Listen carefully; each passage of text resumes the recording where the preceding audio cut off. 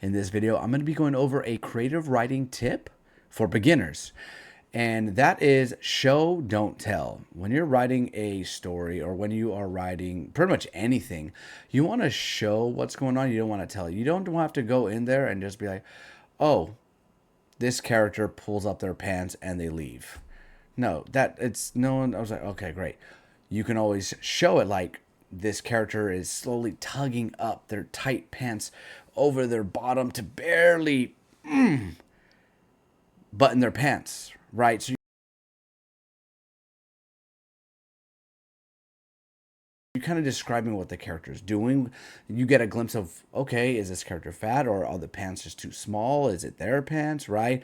And then you can say they zip the zipper up, they shove their big feet in their tiny shoes, and they sprint out the door.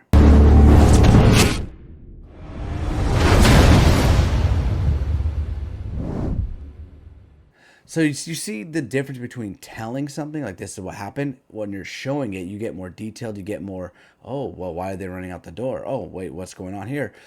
You bring in more detail to hook the reader in easier than this happens and this happens and this happens and this happens.